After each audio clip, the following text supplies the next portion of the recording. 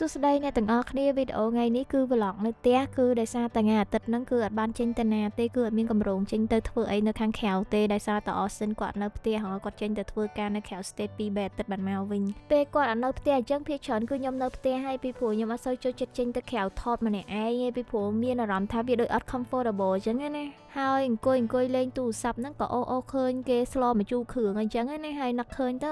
ស្លម្ជូរគ្រឿងដែរសិនពីព្រោះដោយសារតែនៅក្នុងទូខ្ញុំហ្នឹងគឺនៅសល់តែគួនម្ដុំដែលខ្ញុំទិញមកពីអាទិត្យមុនអត់តាន់ខូចទេហើយមានគ្រឿងសម្រាប់ធ្វើម្ជូរស្រាប់មានសាច់គោមានម្ជូរកសាំងមានគ្រឿងបុកស្រាប់នៅក្នុងទូកកដល់អញ្ចឹងមិនបាច់ចាំពិបាកទៅសាធ្វើបានញ៉ាំថ្ងៃហ្នឹងនិយាយតាមត្រង់ទៅខ្ញុំខ្ជិលមែនតើណារឿងធ្វើម្ហូបហ្នឹងខ្ញុំអត់ទៅចូលចិត្តទេប៉ុន្តែដោយសារតែយើងមកនៅនេះគឺអត់មានអ្នកធ្វើឲ្យញ៉ាំទេនៅតែឯងអីតែឯងអញ្ចឹងគឺចង់ញ៉ាំត្រូវធ្វើខ្លួនឯងហើយវាមិននៅស្រុកខ្មែរយើងចេញពីក្រៅផ្ទះអញ្ចឹងគេស្លស្រាប់លក់អីណានៅនេះចង់ញ៉ាំស្លខ្មែរគឺតែយើងធ្វើខ្លួនឯងសម័យឥឡូវដូចវារៀងស្រួលដែររបៀបថាយើងអត់ចេះស្លក៏ស្លបានដែរមើលទៅ YouTube Facebook ទៅគេបរៀនធ្វើអីអញ្ចឹងគឺអត់ពិបាកម៉ានទេកាលពីមុនខ្ញុំគិតថាម្ជូរគ្រឿងការីកកូអីហ្នឹងគឺពិបាកធ្វើមែនតើខ្ញុំមិនដែរធ្វើទេខ្ញុំចូលចិត្តតែធ្វើរបៀបតែឆាជៀនស្ងោរអីធម្មតាលឿនស្រួលអញ្ចឹងណាដោយសារតែគ្រឿងអស់នេះគេវាត្រូវការគ្រឿងការីគ្រឿងអីអញ្ចឹងណាតែតាមពិតទៅគ្រឿងហ្នឹងគឺអត់ពិបាកប្រហែលទេហើយឥឡូវនេះគឺមានគេកិនលក់ស្រាប់ទៀតប៉ុន្តែអានេះខ្ញុំកិនធ្វើខ្លួនឯងទេនិ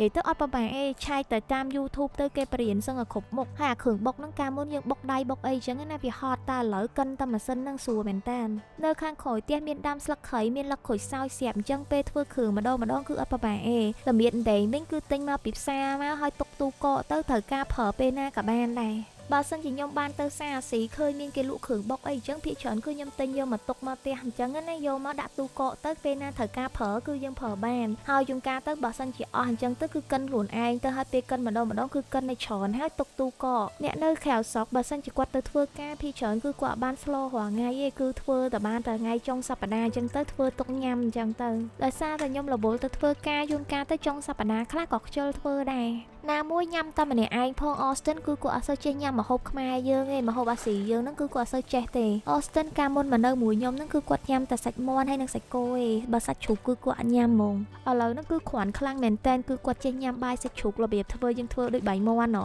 បើគ្រឿងសមុទ្រវិញកាលមុនគឺអត់ចេះញ៉ាំសោះសំបីតែត្រីឬក៏បកាឥឡូវហ្នឹងគឺចេះញ៉ាំបកាចេះញ៉ាំក្តាមនិយាយទៅចូលចិត្តតែឥឡូវដោយសារតែអ្នកផ្ទះគាត់ហ្នឹងគឺញ៉ាំភាគច្រើនគឺញ៉ាំតែសាច់មាន់ហ្នឹងហ្មងណាដល់អញ្ចឹងទៅកូនមកគឺអត់សូវចេះញ៉ាំគ្រឿងច្រើនមែនតើដល់មកនៅមួយខ្ញុំទៅគឺគាត់ហ៊ានញ៉ាំច្រើនមែនតើនិយាយទៅគាត់ឃើញយើងញ៉ាំអីចឹងគាត់ចង់សាគាត់ថារបស់ខ្លះគាត់អត់ចូលចិត្តទេប៉ុន្តែយើងកាលទៅគាត់ញ៉ាំបាន3 4ម៉ាត់អីចឹងណាហើយខ្ញុំមកហូបបរទេសកាលមុនគាត់អត់សូវចូលចិត្តដែរគឺអត់សូវចេះញ៉ាំទេដល់ពេលយើងនៅមួយគ្នាយូរទៅយើងត្រឡប់ទៅគឺវាចូលចិត្តញ៉ាំដូចគ្នារបៀបថាឆេងម្ដងបន្តិចយូរទៅត្រឡប់ខ្ញុំគិតថាមិនមែនមនុស្សពីរនាក់គឺតែចូលចិត្តអីធ្វើអីដូចគ្នាបាននៅមួយគ្នាកើតទេសំខាន់គឺយើងចេះយល់ពីគ្នាហើយសម្របខ្លួនចូលគ្នារបៀបថាគាត់ចូលចិត្តញ៉ាំអីក៏ញ៉ាំទៅហើយខ្ញុំចូលចិត្តញ៉ាំអីក៏ញ៉ាំទៅក៏អត់ខាត់ខាំងគ្នាទៅវិញទៅមកហើយគាត់ក៏ហ៊ានពីយើងក៏ហ៊ានពីគាត់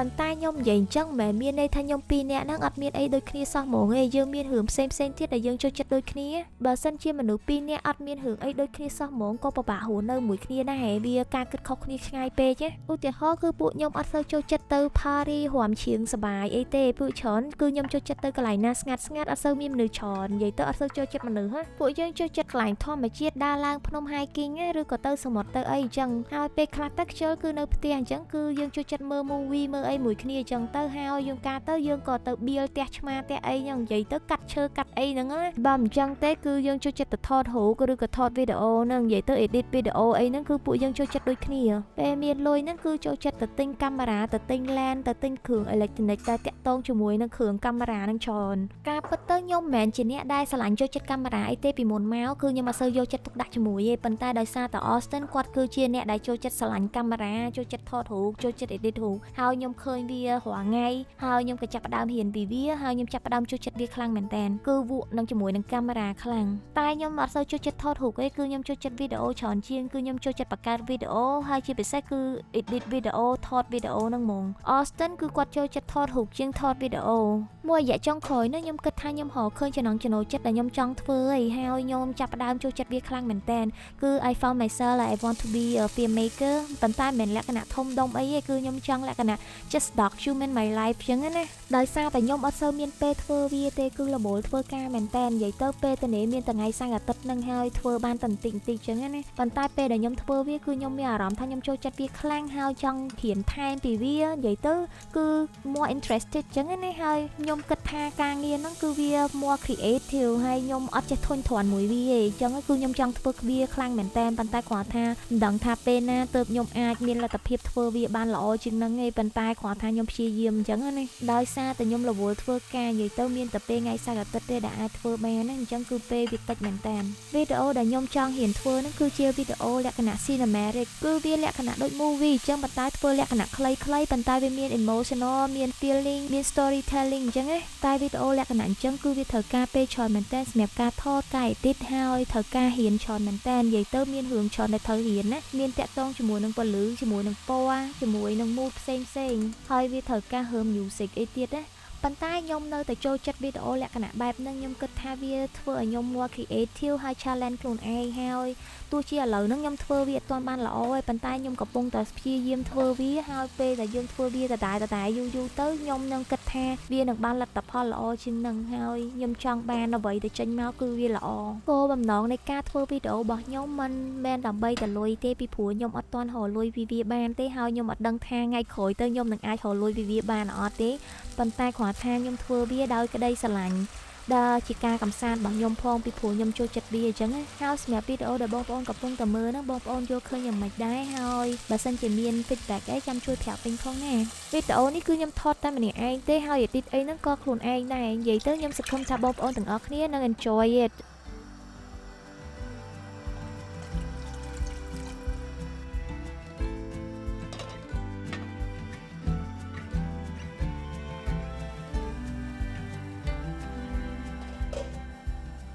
ថបសួយនេះគឺខ្ញុំដាំនៅក្រោយផ្ទះខ្លួនឯងបេះមកពីក្រោយផ្ទះហើយអាហ្នឹងដាក់នៅក្នុងស្លម្ជូរគ្រឿងគឺឆ្ងាញ់មែនតើម្ជូរគ្រឿងកាលមុនខ្ញុំគិតថាពិបាកណាខ្ញុំមិនដែលហ៊ានធ្វើញ៉ាំទេពីព្រោះខ្ញុំអត់ចេះដល់ឥឡូវធ្វើបាន2 3ដងទៅមានអីពិបាកផងនឹងស្រួលតែគ្រឿងដាក់ទៅតាមចំណង់ចំណូលចិត្តយើងភ្លក់មើលទៅល្មមប៉ុណ្ណាអញ្ចឹងណាមានតែទឹកត្រីអំបិលស្ករប៊ីចេងបើសិនជាបងប្អូនប្រើប៊ីចេងបើខ្ញុំវិញភាគច្រើនគឺស្លជាមួយនឹង chicken powder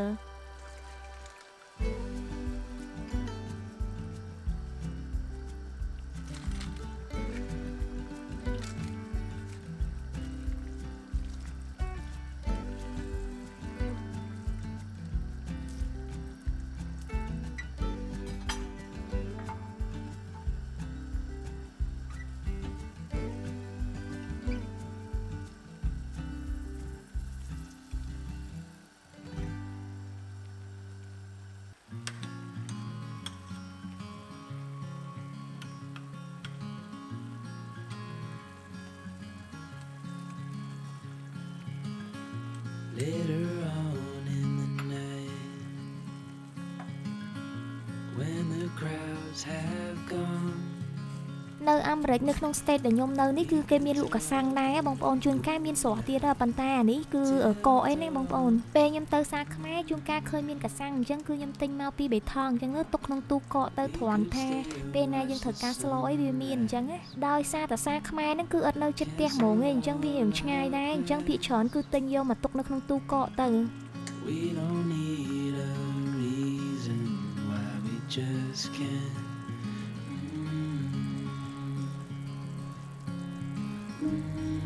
I wish I could stop time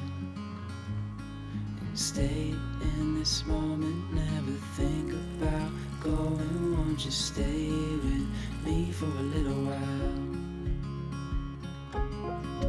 Caught myself free falling deep into your eyes. You came to me without warning, but I knew why.